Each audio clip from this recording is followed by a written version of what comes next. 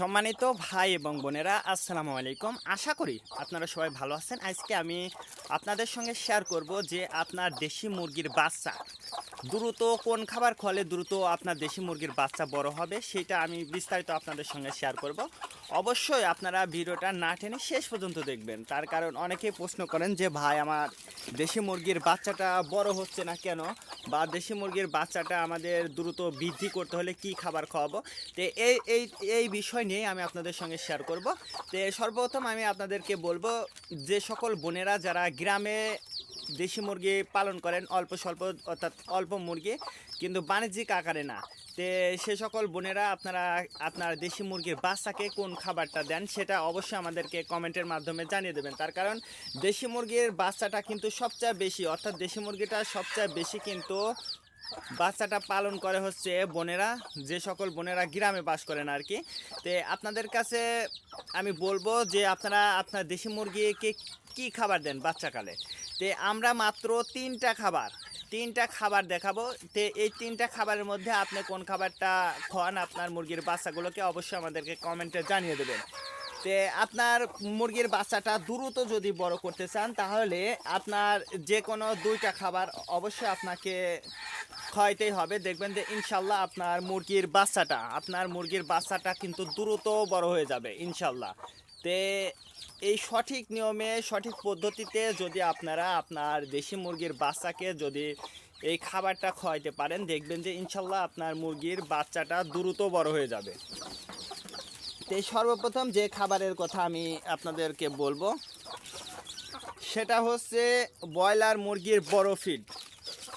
তো এটা কিন্তু ব্রয়লার মুরগির বড় ফিড। তো এই বড় ফিডটা যদি আপনি আপনার দেশি মুরগিকে খাওয়ান বা বাচ্চাকে খাওয়ান, দেখবেন যে ইনশাল্লাহ আপনার মুরগির বাচ্চা দ্রুত বড় হয়ে যাবে।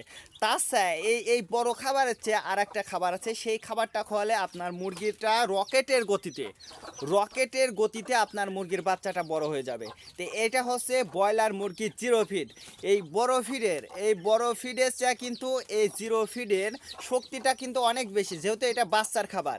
আর বাচ্চার খাবারটা কিন্তু তৈরি করা হয় যে মুরগিটা দ্রুত ইমিউনিটি বা বাচ্চাটা দ্রুত বড় হয়ে যায়, এই জন্যই কিন্তু এই গুঁড়ো খাবারটা বা এই জিরো খাবারটা কিন্তু তারা তৈরি করে আর কি।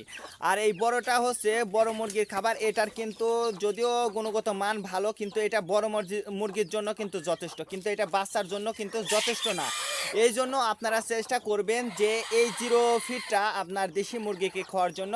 যদি আপনার দেশি মুরগিকে জিরো ফিডটা খাওয়ান, তাহলে দেখবেন যে ইনশাল্লাহ আপনার মুরগিটা দ্রুত বড় হয়ে যাবে।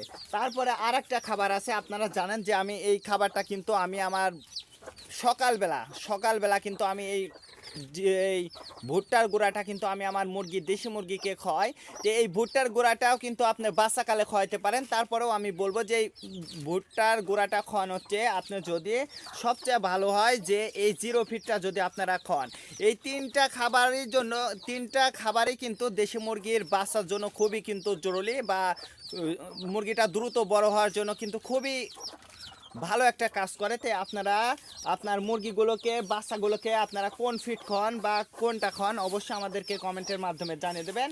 তো এবার আমি আপনাদেরকে দেখাবো যে আমার মুরগির যে ঘরটা পরিষ্কার করার পরে যে ময়লাটা হয় আর কি, যে লিটারটা হয়, সেটা দিয়ে আমি এখন বর্তমানে কি করছি সেটাও আমি আপনাদের সঙ্গে শেয়ার করব।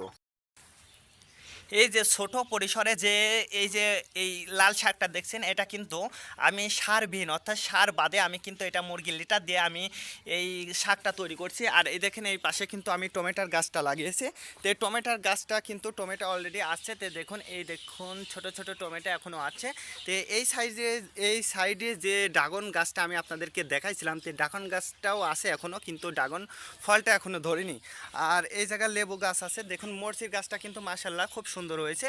তো আপনারা যারা গ্রামে যে সকল বোনেরা বাস করেন, অবশ্যই আপনারা চেষ্টা করলে এই ছোট পরিসরে আমার যে খামারটা এবং যে ছোট্ট বাগানটা আপনারা দেখছেন, অবশ্যই এরকম একটা বাগান কিন্তু আপনারা তৈরি করতে পারবেন খুব সহজে। তো আজকে এই পর্যন্ত, ভালো থাকবেন, আল্লাহ হাফেজ।